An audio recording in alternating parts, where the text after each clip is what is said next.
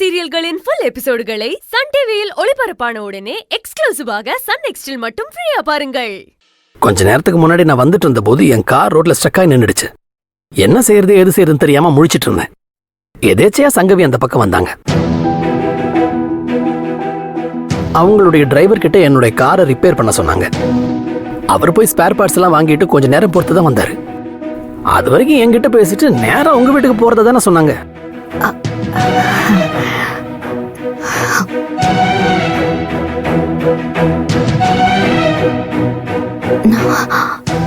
உங்ககிட்ட பேசிட்டு சங்கவி எப்போ கிளம்புனா? நான் தான் சொன்னேன் கொஞ்ச நேரத்துக்கு முன்னாடின்னு. என்ன மேக்சிமம் ஒரு அரை மணி நேரம் இருக்கும், அவ்வளவுதான். ஏன் பவித்ரா, ஆதி தப்பா நினைச்சிட்டீங்களா? நான் ஏன் அவனை தப்பா நினைக்க போறேன்? அவன் யார் கூட எங்க சுத்திட்டு எப்ப வந்தா எனக்கு என்ன? ஏங்க, அவன் எங்கேயுமே சுத்தலன்னு நான் சொல்லிட்டு இருக்கிறேன். சுத்தினாலும் எனக்கு ஒன்னும் ப்ராப்ளம் இல்லைங்கிறேன். அது சரி, நீங்க ஒரு இரும்பு மனுஷங்கிறது தான் எனக்கு நல்லா தெரியுமே. கவலைப்படாதீங்க, ஆஸ் அ டாக்டர் நான் உங்களுக்கு சப்போர்ட்டா இருக்கேன்.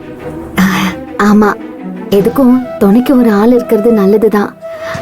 இவ இருக்காளே, அழுதுட்டானா நிறுத்தவே மாட்டா. சமாளிக்கிறதுக்குள்ள போதும் ஆயிடும். ஆதி இருந்தானே வைங்களேன், நம்ம எதை பத்தியும் கவலைப்பட வேண்டாம். அவனாச்சு இவனாச்சுன்னு நம்ம பாட்டுக்கு இருக்கலாம்.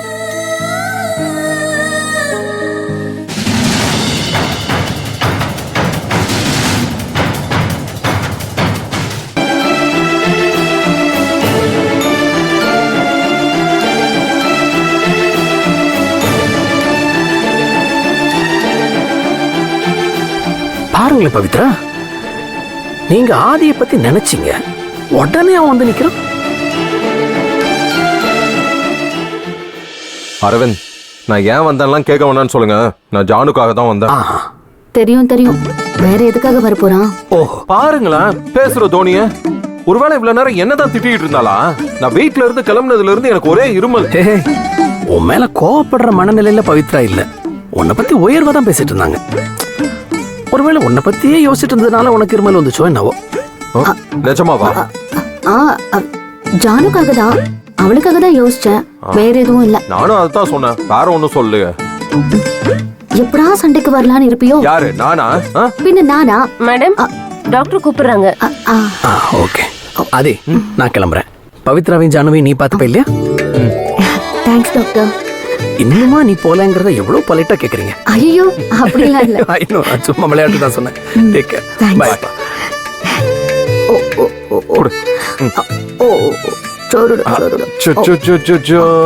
வாங்க.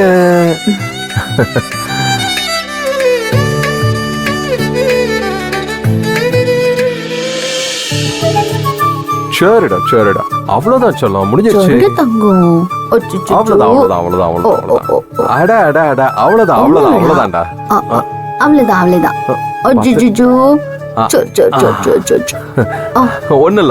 ஒண்ணு இல்ல செல்லம்.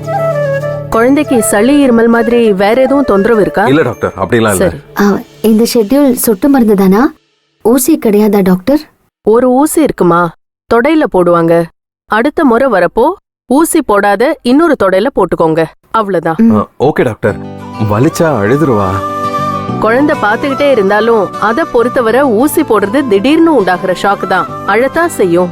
அதான் நீ இருக்கே ஆதி, குழந்தைய அழகா சமாதானப்படுத்துவல்ல, அப்புறம் என்ன உனக்கு 1000 கேள்வி. சிஸ்டர், காட்டன் கொடுங்க.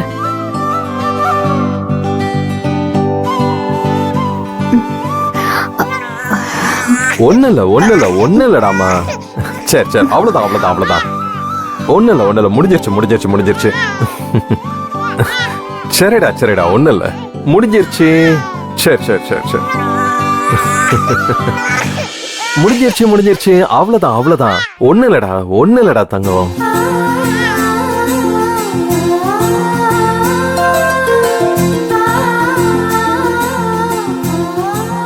நான் தான்டா தங்கம். ஜானு குட்டி, ஜானுமா, ஒண்ணு இல்ல. ஆச்சு.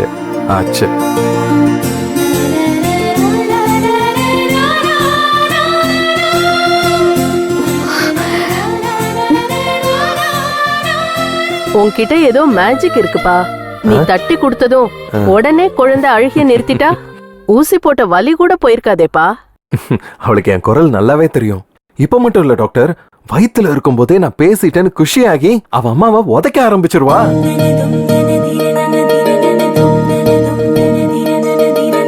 லாஸ்ட் டைம் வேக்சின் போட வந்தப்போ இப்படிதான் டாக்டர். சார் உடனே குழந்தைய சமாதானப்படுத்திட்டாரு. ஆச்சரியமா இருந்துச்சு. அத மேடம் வந்ததும் ஆதி சார் வரலையான்னு கேட்டேன்.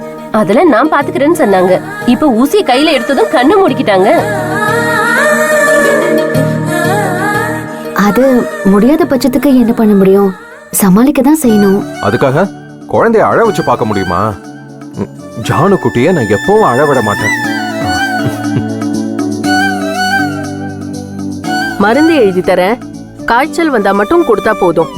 Okay doctor. Thanks doctor. போலாமா? இன்னும் குழந்தைக்கு வேக்சின் போடலையா? போட்டாச்சு. அப்படியா? குழந்தை அழவே இல்ல. நீங்க என்ன இப்படி கேட்டீங்க? என்கிட்ட இருக்கும்போது எங்க ஜானுக்குட்டி எப்படி அழுவா? அது ஒரு சோஷியல் பேஜ்ல பார்த்தேன். ஒரு டாக்டர் அவங்க கிட்ட ஊசி போட வர்ற குழந்தைங்களுக்குலாம் ஆடி பாடி சிரிச்சு ஊசி போடுறாங்க. அந்த குழந்தைங்களும் அழவே இல்ல. அதான் அத பார்த்து பிராக்டிஸ் பண்ணி நானும் எக்ஸிக்யூட் பண்ணிட்டேன். பவித்ரா, ஆதி வந்தா நல்லா இருக்கும்னு நீங்க சொன்னது சரிதான். நானா? அதான் இன்ஜெக்ஷன் போடும்போது குழந்தைக்கு வலிக்கும், தனியா நான் எப்படி சமாளிப்பேன் அப்படின்னு சொல்லிட்டு இருந்தீங்களே. கரெக்டா ஆதி வந்துட்டான், குழந்தைக்கு இன்ஜெக்ஷனும் போட்டாச்சு. அது சரி, அதை விடுங்க. எப்படியோ ஜானு குட்டிக்கு வலிக்காம வேக்சினேஷன் ப்ராசஸ முடிச்சாச்சுன்னு சந்தோஷப்படுங்க. அதான முக்கியம். சீதாமா, சொல்லுங்க. கிளம்பிட்டீங்களா இல்லையா? ஆல்மோஸ்ட் முடிஞ்சிருச்சு சீதாமா. இன்னும் மெடிக்கல்ல மருந்து மட்டும் வாங்கணும். அதை வாங்கிட்டு கிளம்பிடுவோம். வீட்டுக்கு எதுவும் வாங்கணுமா? அப்பாக்கும் உங்களுக்கு எல்லாம் மருந்து இருக்குல்ல? இத பாரு, எல்லாமே இருக்குடா. நீங்க 2 பேரும் முதல்ல வாங்க. என்னாச்சு? டேய், சங்கவி இங்கேயே உட்கார்ந்திருக்காடா. நீங்க வந்த உடனே முதல்ல பேசிட்டு தான் போவாளாம். எங்களுக்கு பெரிய தலைவலியா இருக்கு. அவளை வந்து சீக்கிரம் அனுப்பி வைடா. அவ இன்னும் போலையா வீட்டுக்கு? ஏதாவது சொல்லி அனுப்பிச்சு விடுங்க. எனக்கு இதான் வேலையா? அவகிட்ட அப்புறமா பேசுறேன் நான் சொன்னேன்னு சொல்லுங்க. நானும் அவகிட்ட ஒண்ணும் சொல்ல மாட்டேன். வேணும்னா நீ அவளுக்கு போனை போட்டு சொல்லு. உங்களுக்கு நடுவுல நான் கிடந்து பஞ்சாயத்து பண்ணணும்னு எனக்கு என்ன தலையெழுத்தா? எனக்கு வர வர ரொம்ப கடுப்பா இருக்குடா. ஏன் இப்படி எல்லாம் பேசுறீங்க? பின்ன எல்லாத்தையும் என்கிட்ட கேட்டு செய்யற மாதிரி உரிமையை ஆர்டர் போடுற? சங்கவி கிட்ட நான் எதுக்குடா போய் இரு போன்னு சொல்லணும்? எனக்கு என்ன அவசியம் சொல்லு? இத பாரு, நீங்களா சுயமா முடிவெடுக்கிற அளவுக்கு எல்லாரும் பெரிய ஆள் ஆயிட்டீங்கல்ல. என்னமோ பண்ணுங்க, சொல்லிட்டேன், அவ்வளவுதான். சீதாமா, சீதாமா, சங்கவி வெயிட் பண்றாளாம். அப்ப வந்தவங்க இன்னுமா போகாம இருக்காங்க? என்னமோ பேசணுமா? நாங்க கிளம்புறோம் அரவிந்த். ஆமாமா, அவளெல்லாம் வெயிட் பண்ண வைக்கலாமா? கிளம்புவோம். நீங்க முக்கியமான விஷயங்கள் பேச வேண்டியிருக்கோம். எங்களால் அதை கெட்டு போயிட வேண்டாம். என்ன சொன்னாலும் அதுல இருந்து ஏதாவது ஒரு குத்தம் கண்டுபிடிக்க வேண்டியது. அவ ஒண்ணு என்கிட்ட பேசணும்னு சொல்லல, நம்ம கிட்ட பேசணுமா, நம்ம 2 பேர்கிட்டயும்.